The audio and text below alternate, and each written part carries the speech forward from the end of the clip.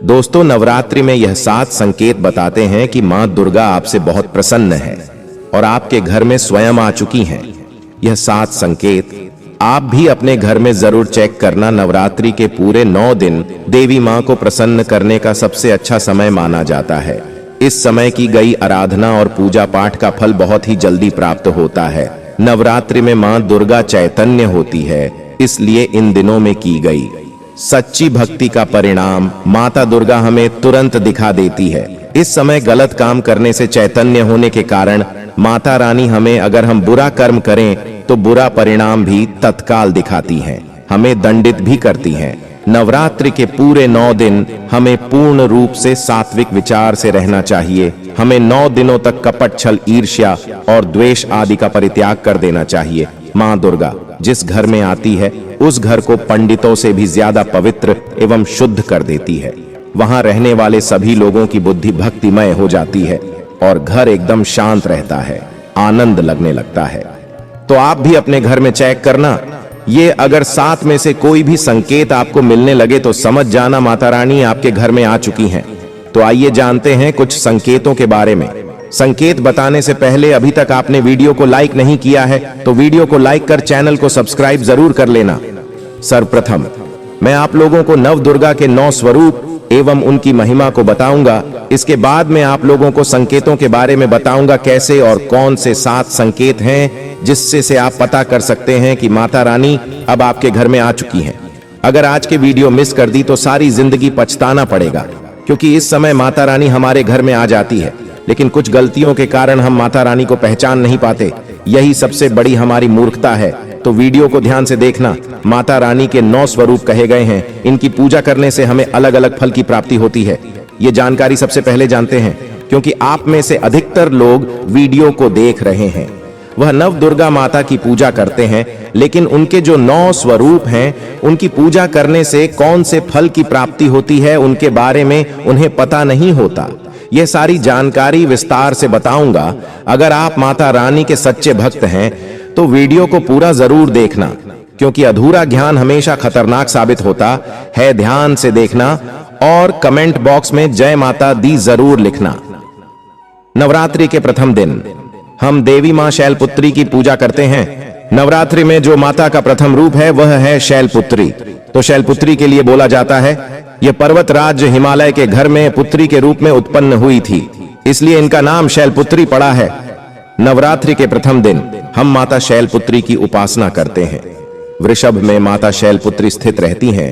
वृषभ इनका वाहन है। यह अपने हाथों में खड़ग, चक्र, गदा, धनुष, बाण और श्रम को धारण करके संपूर्ण आभूषणों से विभूषित होती है।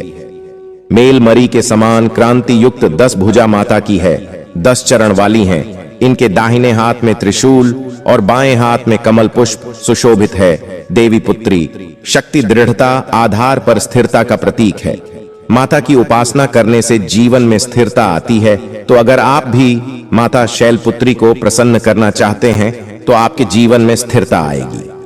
माता शैलपुत्री का जो बीज मंत्र है वो है ओम चंद शैलपुत्री देवे नमः। नवरात्रि के दिन हम माता ब्रह्मचारिणी की पूजा करते ही देवी ब्रह्मचारिणी की आराधना करने से कई प्रकार के मनोरथ की पूर्ति होती है। देवी ब्रह्मचारिणी इनका नाम क्यों पड़ा यह भी जान लेते हैं। तो भगवान शिव से विवाह करने के लिए प्रतिज्ञाबद्ध देवी माता पार्वती ने कठोर ब्रह्मचारी का पालन किया। ब्रह्म का अर्थ होता है तपस्या और आचरण, उसका अर्थ होता है आचरण करने वाली। तो इस प्रकार ब्रह्मचारिणी का अर्थ हुआ और आचरण करने वाली। तो माता रानी ने कठोर तपस्या की। भगवान शंकर को प्राप्त करने के लिए इनके स्वरूप का सर्वप्रथम बखान जानते हैं। तो देवी ब्रह्मचारिणी के दाहिने हाथ में जप की माला है, बाएं हाथ में कमंडल है और ब्रह्म का स्वरूप है। देवी ब्रह्मचारिणी की उपासना करने से मनुष्य में तप, त्याग, वैराग्य, सदाचार और संयम की वृद्धि होती है। माता की कृपा से ही सर्वत्र सिद्धि और विजय की प्राप्ति होती है। माता ब्रह्मचारिणी का मंत्र है, या देवी सर्वभूतेषु ब्रह्मचारिणी रूपेण संस्थिता, नमस्तस्यै नमस्तस्यै नमस्तस्यै नमो नमः। नवरात्रि के तीसरे दिन मां चंद्रघंटा की पूजा करते हैं। इस देवी के मस्तक पर घंटे के आकार का केंद्र बना हुआ है, इसलिए माता का नाम चंद्रघंटा पड़ा है। इनके जो चंद है ये भयंकर है। घंटे की ध्वनि से यह सभी दुष्ट व्यक्तियों का नाश करती है, इसलिए माता का नाम चंद्र घंटा पड़ा है।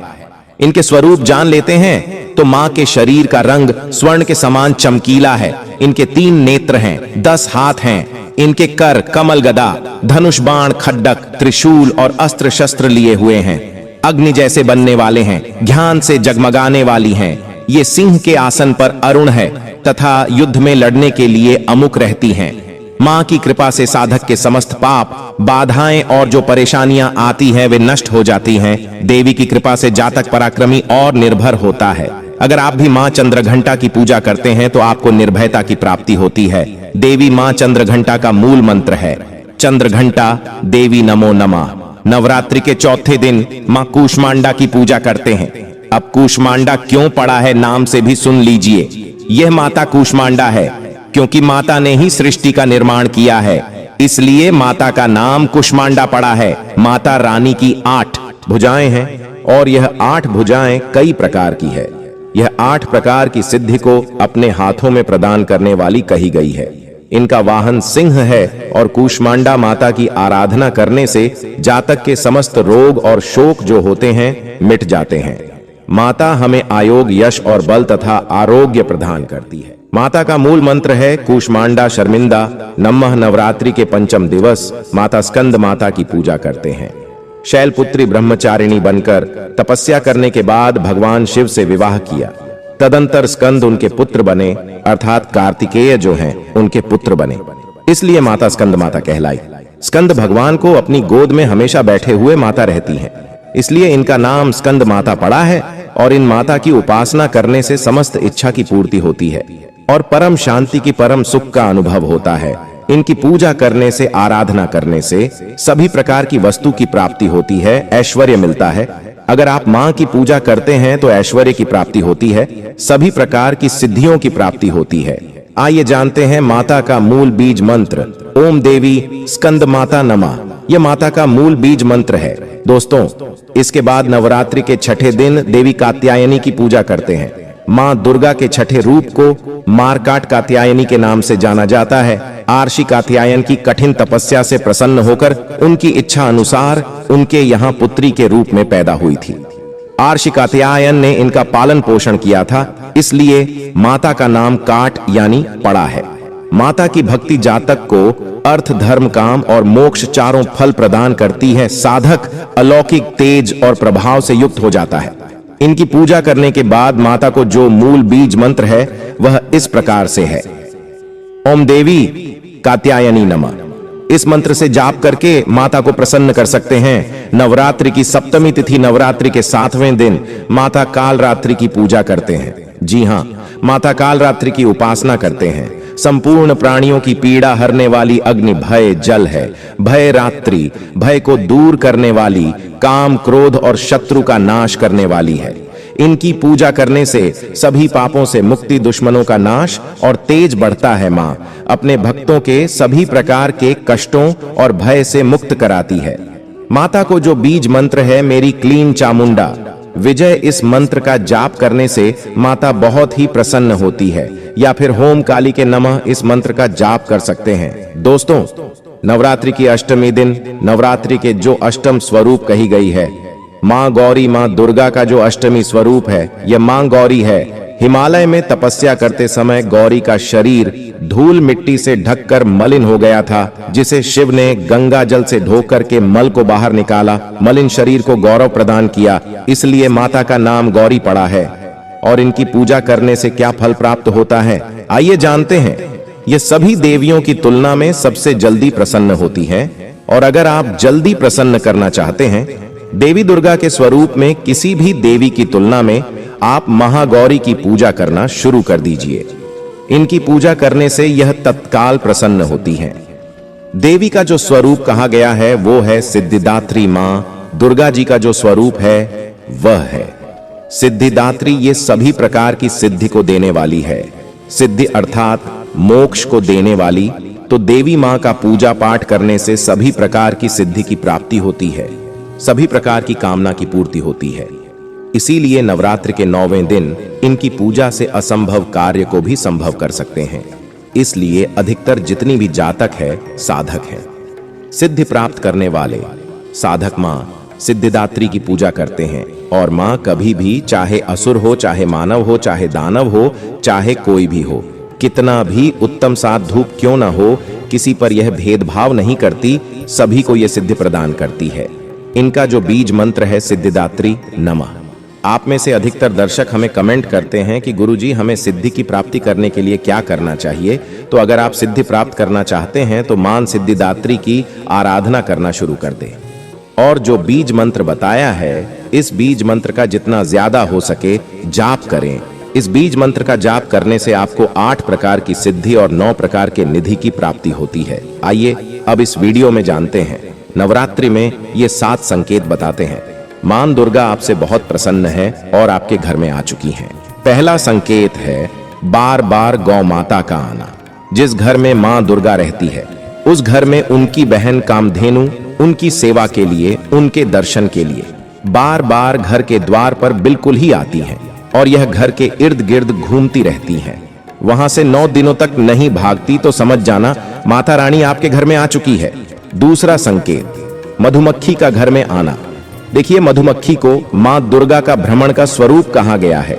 जिस घर में नवरात्रि में मधुमक्खी आती है तो समझ जाना उस घर में माता रानी आ चुकी हैं, क्योंकि जो मधुमक्खी है यह मां दुर्गा का ही स्वरूप कही गई है और यह अपने पूर्ण स्वरूप के दर्शन के लिए अर्थात 9 दुर्गा के दर्शन के लिए सेविका बनकर के आती है।